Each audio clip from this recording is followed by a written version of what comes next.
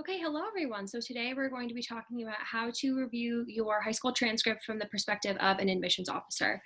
So when we are thinking about the admissions perspective, there are a few things that an admissions officer are going to look for when they're reviewing your high school transcript. The first one is rigor. So what we mean by rigor are, did you take the most challenging classes offered at your high school? So at High School for Health Professions and Human Services, the courses that would be considered rigorous are AP classes, College Now classes, the medical assisting, and the science research program. You don't have to have all of those on your transcript, but a college does like to see that you've taken on a little bit of a challenge, so having one or a few of those looks really great on your transcript. The next one is something we call trends. So trends can be upward, downward, or consistent. So consistent means you consistently performed at the same level, your academics stayed consistent over time, you're getting mostly the same grades in all of your classes all throughout high school. We obviously want strong consistency, so consistent A's or consistent B's if we can. The next trend would be an upward trend. So that means that maybe from the start of freshman year to now the end of your junior year, going into senior year, your grades trended upward. This is a really great trend also, because it might mean that you developed better study habits as you were going through high school, which is very common. Or maybe start taking advantage of the resources offered at our school, like tutoring, or just getting better study habits when it comes to doing your homework. So an upward trend is also really great.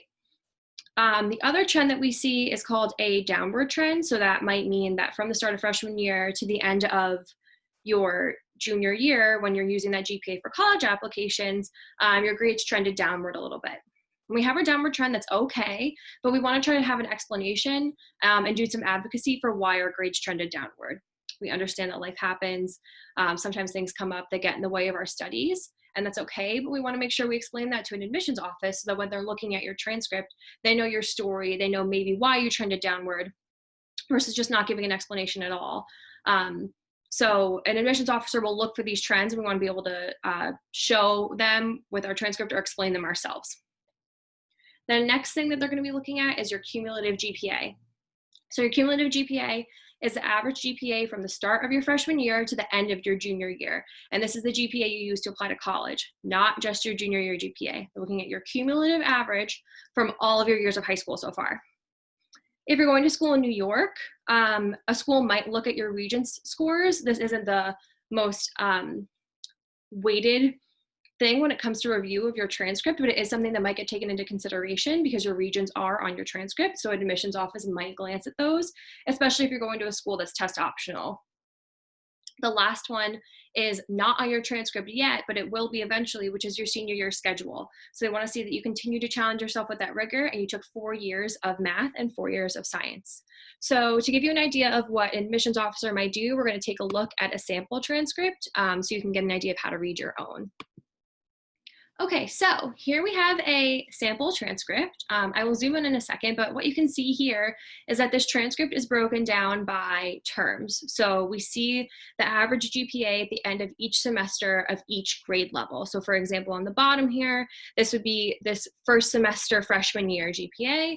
And then at the top here, we see the second semester junior year GPA where it says term average. So all of your term averages are outlined on your transcript.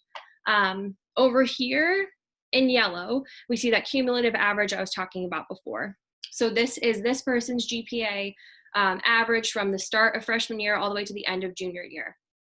This is the GPA that you use when you do your college applications.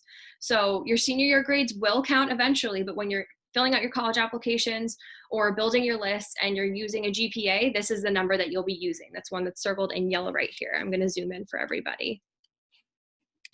There we go. So we see here this cumulative average. If a person were doing a college application, they said, what your GPA?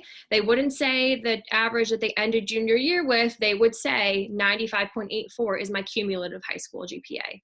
That's the GPA you're using on your college applications. The next thing we're looking at is that thing I mentioned a little bit earlier, which are trends. So there are a few trends on this transcript that we can talk about. We noticed that this person started with a 94.62 at the end of their first semester freshman year, really strong GPA, but we noticed that over time, by the end of their junior year, their GPA trended upward, which is a trend we talked about before. So in addition to this upward trend, they also added more rigor to their curriculum. So if someone were to ask this student, what's a strength that you notice on your transcript?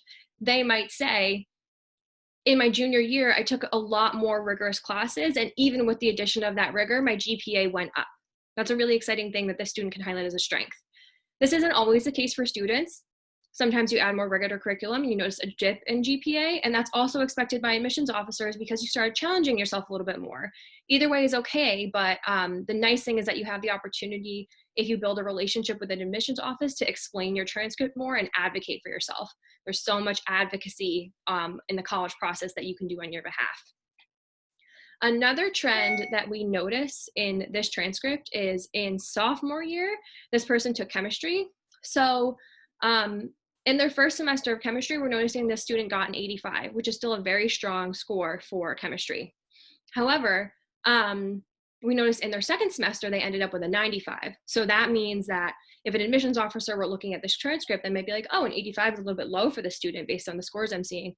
But oh, look, I see that they did 10 points higher in their second semester. I can likely infer as an admissions officer, the student probably took initiative, started going to tutoring, or just started studying a little bit harder for this class to make that improvement. And that's something a student can point out to an admissions officer as well if they were asked about their transcript. They could say, I was struggling in chemistry, as you can see, and then I started working really hard to bring that grade up. So these are trends that we notice in a transcript. These are things admissions officers notice and things that you can help point out to them to advocate for yourself. The last thing I'm going to highlight on here is sometimes on a transcript, not always, you'll notice that up here, highlighted in red, circled here, is class rank. Sometimes college applications will ask what your class rank is.